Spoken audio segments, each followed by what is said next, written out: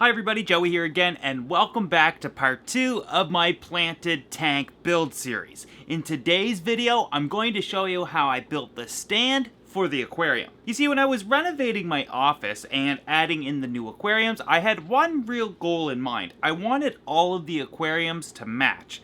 And to do so, that kind of started with their stands. For example, the 375-gallon stand matches the office aquarium shelving to an extent. It's the same type of wood and same stain. However, I first actually built the planted aquarium stand, and that matches the 375 exactly. So basically, all I had to do was build another stand to replicate the 375, but just on a much smaller scale. And building an aquarium stand is much easier than it might sound. You first start off with some 2x4s and cut them to size.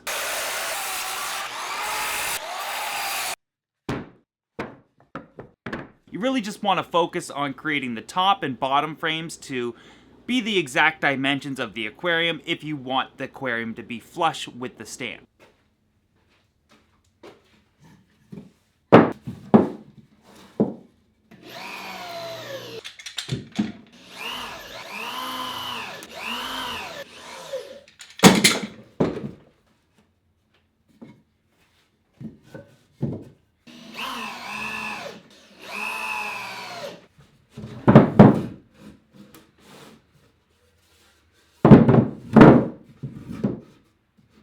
Then you need to add in some guides that will set the height of the stand, and for this one I chose 29 inches tall.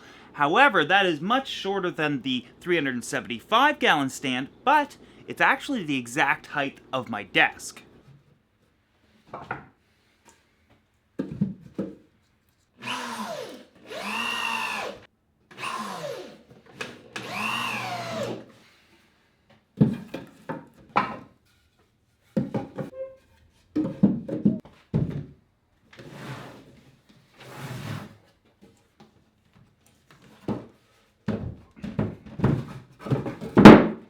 Now, putting these in place means that all of the weight of the tank would be put onto the screws.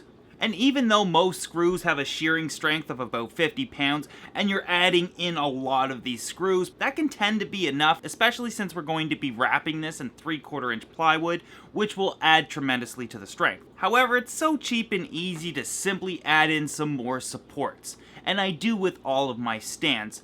And now these go in between the top and bottom frame and take the load of the tank.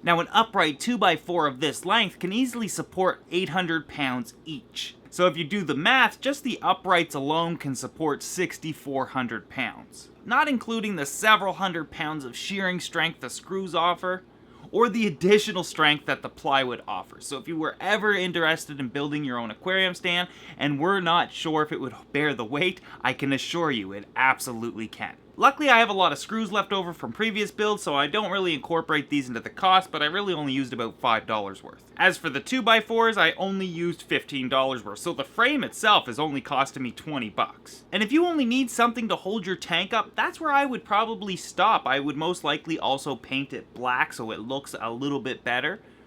But ultimately, you get the point. You can build a really cost-effective stand for very little money. However, I needed to make this look a lot better. And given the fact that this is a flat-bottomed aquarium with no bracing around the perimeter of it, meaning that there's nothing holding this tank up, I need to ensure that I support underneath the tank.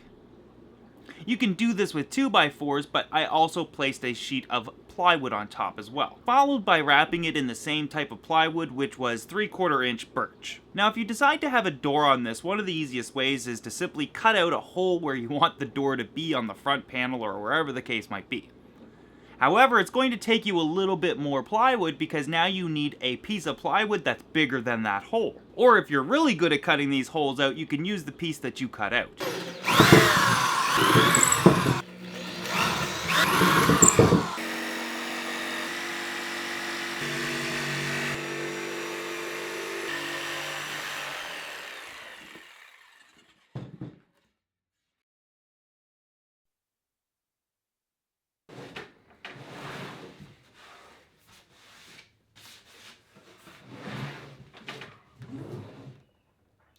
Now, hardware for doors is surprisingly expensive, so a lot of the times I try to avoid them when I can, but it's difficult to deny yourself a door on your stand and the accessibility that it gives you. And when it comes with a planted aquarium, and I will be putting a lot of equipment inside of it, I decided to go with a door. The hinges and handle ran me about $20, which is the cost of the frame, but it is what it is. These things are expensive. Before installing the door, I decided to route off the edges of the stand. Again, I used the exact size beveling bit that we used on the aquarium.